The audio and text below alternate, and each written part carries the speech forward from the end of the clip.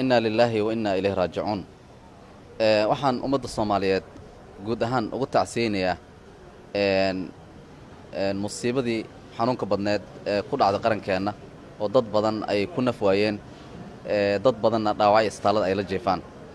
waxaan Ilaahay ugu baryaa inta dhaawaca bogsiimo degdeg ah inta dhimatayna waxaan Ilaahay ugu baryaa jannatul firdaws inuu ka waraabiyo.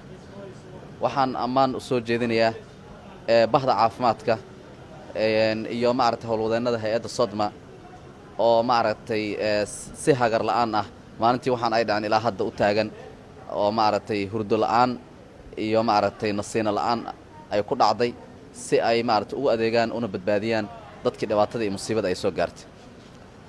runtii isbitaalada dhaawacyada ugu badan la geeyay oo ay ka mid yihiin istaalka Madiina iyo istaalka Ordogan Rajab Tayyip Ordogan oo Digfaar waxay sameeyeen iyo kuwa private-ka ahba waxay sameeyeen dadaal aad u ballaaran dhaawacyadii daaweyntooda ay har iyo habeen shaqaalaha ay u soo jeedaan waxay naga mudan yihiin abaal aan amaan iyo bogaadin iyo mahad celin iyo u duceyn ay naga mudan yihiin. inta badan dhaawacyada waxay noo xaqiijiyeen in inta halkan lagu daaweyn karo dhaawacyada ay adag tahay in halkan lagu daweeyana waxaan ka dalbanay dawladaha saaxiibada aan nahay inay noo soo diraan khubaro caafimaad oo si degdeg ah wax ugu qabato.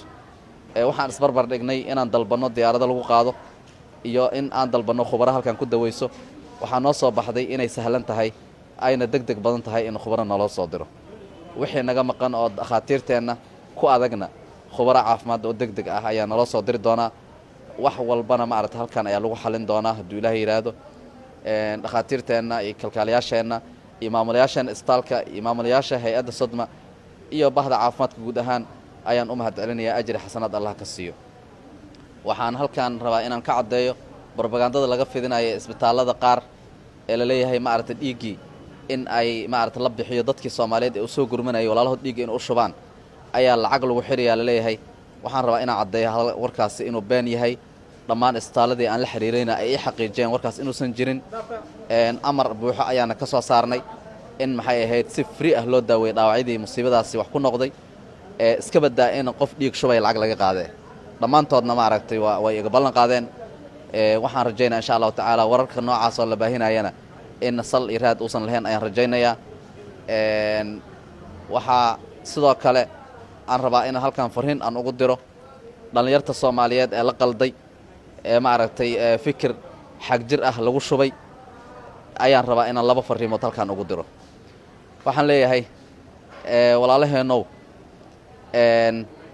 haddii ayadoo ay jiraan kumanaan waddo oo la hubo janno in lagu galaya ayadoo ay jiraan ayaa waxaad doorateen inaad janno ka raadisaan hal waddo oo la hubo in naar lagu galaya.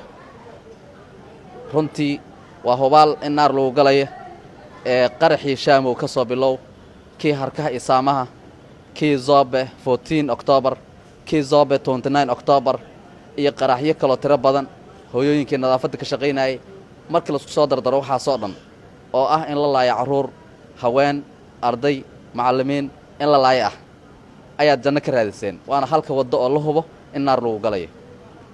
walaalaheeno hal su'aal aan idin weydiiyo haddii la idinka dhaadhiciyay inaad loo dagaalamayo in shariicada islaamka dal lagu xukumo hal su'aal isweydiiya. dalka Afghanistan hadda waxaa qabsatay dawladda Taliban waxayna ku xukuntaa shariicada islaami ah. waa maxay dadka isku sii qarxinaya hadda masaajidada iyo iskuulada dalka Afghanistan ayadoo Taliban ay shariicada ku xukumayso? waxaa halkaas kaaga muuqanayso inaan loo dagaalamaynin sharci waxa lagu xukumo laakiin loo dagaalamayo arrimo kale. waxaan leenahay dhalinyarta la qaldayo kun jeer fikira mustaqbalkiina ha ku ciyaarina aakhiradiina ha ku ciyaarina haweenka iyo caruurta iyo ummadda Soomaaliyeedna ha halaagina idinkana ha ishalaagina. waxaan rajaynayaa in maaragtay gabalkoodii uu soo dhamaaday